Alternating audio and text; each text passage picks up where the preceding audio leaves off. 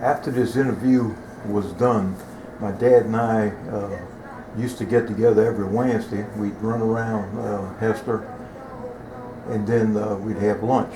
So I learned a lot about the different lands, the three pieces of property the Roussel brothers owned. It was being formed by sugarcane farmers. Right now we're in December of 2020, and I made a YouTube video of the DVD interview of my dad, Laddie Roussel, conducted in September 1998. In late 2003, I began formulating an idea of developing the Hester property into a family subdivision with my dad. At that time, Karen and I had decided we were going to move from Mandeville back to St. James Parish. So every meeting, trip, and phone discussion, my dad was at my side. We were together, and he and I planned how to go about trying to get this completed. In early 2004, my dad and I began meeting with all family members to present the concept. And we also started getting development cost estimates to complete and gain approval within St. James Parish. My concept was that each of the 24 grandkids would get one lot at a nominal fee, and then reestablish a price for extended family and eventually maybe even public. And even though it was a family subdivision, we would bill it to public specification. And that was key. We had to bill it to public specification. Once we had 16 commitments, we formed Hester Heights Development, LLC, and began construction of Richard's Hester Heights Family Subdivision in late 2004. And we completed it with the final approval in 2005. Now, we did the land clearing on the property. The TCO group put in the water and gas utilities, and then RJ Daigle actually did the road for us. Now, Denise Road was named after my grandmother, Denise, and the subdivision was named after my grandfather, Richard. The land was being rented to sugarcane farmers, and there were approximately 6 acres in trees, and the 15 acres associated with 15-1. When clearing this area, we uncovered 2 oil wells. One had a 10-foot concrete cellar with a 26-inch pipe capped with a 15-inch cap in the center of it. And this was 10 feet underground, and it was 10 feet square. We buried the surface concrete around the well and covered the well. And I decided we would not build on this lot, and I bought it, and that's where I planted my pecan trees that are there now. Then in about 2013, 2014, we finally started to have some inquiries about the Hester property. And up until this time, we'd had very little interest in any expansion. But my brother Sidney, his 2 sons Matthew and Tip, were interested in building. So Sidney and I teamed up. We became the team because my dad had passed away in 2008. And Sidney and I started working on the expansion of Richard's Hester Heights, Phase 2 and 3, and formulating and designing the concept of Moore and Patel Park for Phase 4. Now, we still had to fulfill the commitment for the 24 grandkids and see what other interests we might have.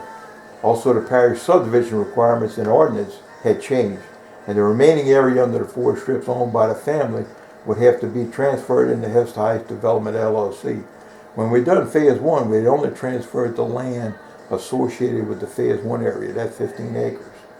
The remaining 40 acres was still divided into the 4 strips. So it would require beginning all the family meetings again to present the development proposal one more time. Once we received all the family approvals and legal paperwork, EES Engineering and Riverland Surveying created the plans, including drainage study, and the Hester Heights Development LLC handled the construction, with RJ Daigle installing the road, while Energy, RTC, and AT&T installed all underground utilities for these 2 phases.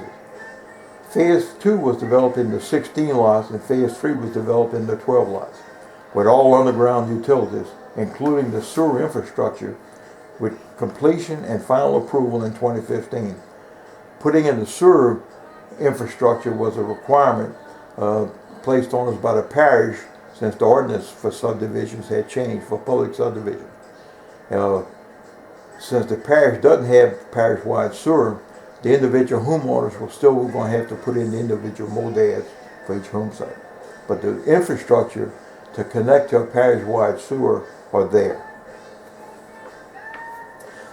Now, once we dedicated all the road and the drainage and the utilities to the parish,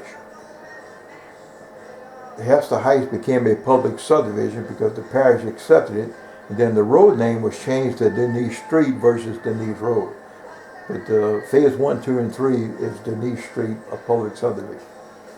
We also had begun work on Roussel Farms and Motel Park. That was the 13 acres that was phase 4. The elevation was such that it was too low to really expand. We would have had to bring in a lot of dirt. So we ended up making that a 13-acre park. Sydney designed the layout to include the cypress barn, packing shed around the dock, the 4-H animal barn for pigs, lamb, chicken, rabbits, and whatever else the families may want at some time, with buildings designed to resemble old structures, such as the old canning center on Letcher Schoolyard for the pig barn, Roussel's Brothers store, then the Rockin' 88 bar. When we were kids, we used to go fishing. My grandpa would take us to go fishing at the pond across from Rockin' 88, a bar that was on the river road. So we now have a pond across from Rockin' 88. The schoolhouse, chapel, the old garage, blacksmith shop, and post office and barber shop, all old-time buildings where the poultry and rabbits are. There's another equipment barn near a small garden area, and we have grounds for t-ball or soccer field eventually that the children may want to play on.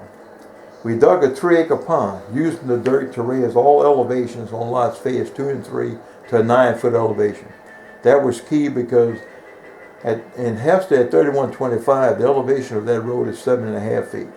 So we wanted to get to a 9-foot elevation on phase 2 and 3. So once you put in a house pad, you would be almost 2.5 feet higher than Hester Street or Hester Road. Highway 3125.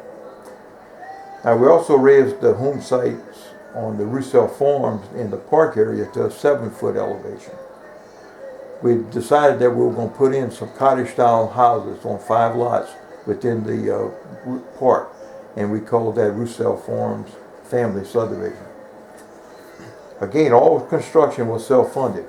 Now there was lots of donated labor and time by many cousins, friends, and family members. There was a small core construction crew that deserved special thanks for all their time and effort in helping Sydney and I.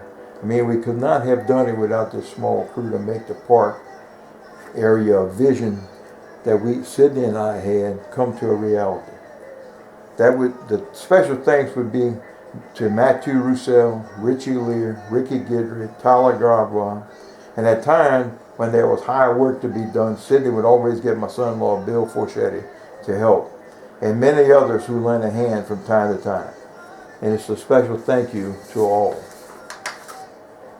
And we also, at that time, formulated and established the Richards Hester Heights Homeowners Association, L3C, which all the homeowners within phase 1, 2, and 3 at Roussel Farms are members. The park is also there for the Roussel family members along with the members of the Homeowners Association. In 2016, the memorial granite benches to honor and thank our grandparents and parents was commissioned by me, and I had it built by Hope Haven, but we actually have 2 of these benches. One's in the cypress barn and the other's in the packing shed by the dock. Again, we could not have done this if it would not have been for our grandparents, Richard and Denise Roussel Sr., born Patel, and our parents and their spouses, because they owned the land, and now we've turned it into this Richards Hester Heights subdivision and Roussel's Farm subdivision and Moore and Patel Park to try and leave a legacy. In 2018 was when we did the Roussel Farm, the family subdivision. Now formally that was phase 4 initially, but that was approximately 13 acres that developed into 7 lots. Lots 1 to 5 were for family Acadian style housing, and lots 6 and 7 were designated agriculture and developed into the Moore and Patel Park and transferred into the Homeowners Association. So the subdivision is designated family with the limestone road, and it's named Denise Road since it's a family subdivision, whereas phase 1, 2, and 3 is Denise Street. During this time, I thought of my dad often as we continued to develop more projects, knowing how proud he and my mom would be. Now, Sydney and I had a lot of support from our brothers and sisters. They were always there when we needed some assistance from the beginning. And thanks to Gwen, Suzanne, Doyle, and Mike, and a special thanks especially to Sydney, who never ran out of ideas. But we run out of money before he ran out of ideas. I'm more fortunate and proud to make Hester my home. And I know my dad, my mom, my grandparents, Mo and Patel, and all the brothers and sisters, my uncles and aunts, Uncle June, Uncle Niece, Uncle Garland, who was my parent, and my dad would be very proud of what we've built here in Hester. Karen and I also celebrated our 51st wedding anniversary here with our family back in 2014. And now it's 2020 and we're up to 57 years. But I would have to thank my family because I did put in a lot of time doing this, but I appreciate it and I think they all love being here in Hester as well. It was a nice decision for us to move here, and it is our home.